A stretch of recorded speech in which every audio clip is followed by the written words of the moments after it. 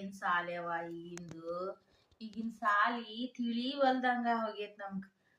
ನಾವು ಸಾಲಿ ಕಲ್ತವಿ ಇಲ್ಲ ಅನ್ನಂಗಿಲ್ಲ.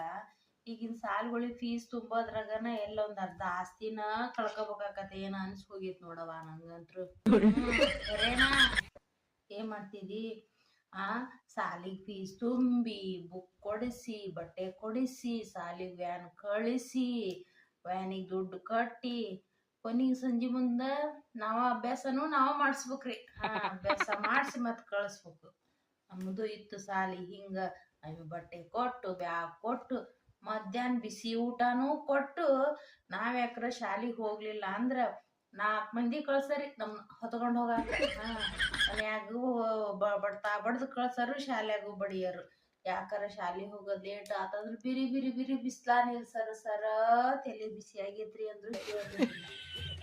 ಪಿತ್ ನೆತ್ತಿನ ಪಿತ್ ಇಳಿತೈತಿ ಸುಮ್ ಕುತ್ಗ ಅನ್ನೋರು. ಈಗಿನ ಮಕ್ಳು ಅಂದ್ರ ಸಾಕು ಅಲ್ಲೇ ತಲೆ ತಿರುಗಿ ಬೀಳ್ತಾವ. ಏನ್ ಮಾಡ್ತಿದ್ವಿ ನಮ್ಗೇನ್ರ ಶಾಲೆ ಫಂಕ್ಷನ್ ಇದ್ರ 20 ರೂಪಾಯಿ ಬಾಳ ಅಂದ್ರ ಒಂದ್ 50 ರೂಪಾಯಿ ಕೇಳ್ತಾರ. ಅದನ್ನ ನಾಳೆ ಕೊಡ್ತ ನಾಳೆ ಕೊಡ್ತ ನಾಳೆ ಕೊಡ್ತ ಎಲ್ಲರೂ ಕೊಟ್ರು ಕೊಡಬೇ ಯಪ್ಪಾ ಎಲ್ಲರೂ ಕೊಟ್ರು ಕೊಡಬೇ ಅಂತ ಕೇಳ್ಬೇಕಿತ್ತು. ಕೊಡನಂತಗ ಅವ್ನವ್ರು ಕೊಡ್ತದಿಲ್ಲ. ಅದ್ ಈಗಿನ್ಗ ಗ್ಯಾದರಿಂಗ್ ಅಂದ್ರಿ ಗ್ಯಾದರಿಂಗಿಗೆ 1000 ರೂಪಾಯಿ ಕೊಡ್ಬೇಕ್ರಿ ನಾವ. ಸ್ಟೇಜ್ಗೆ ಅಂತ ಬಟ್ಟೆಗಂತ ಕೊಟ್ಟು ಮಾಡಿಸ್ಬೇಕು. ಯಪ್ಪ ಈಗಿನ ಶಾಲಿ ತಿಳಿವಲ್ದಂಗ ಆಗೇತಪ್ಪ. ಏನ್ ಶಾಲೋ ಏನೋ ಗೊತ್ತಾಗದಂಗ ಹೋಗೇತ್ ನೋಡ್ರಿ.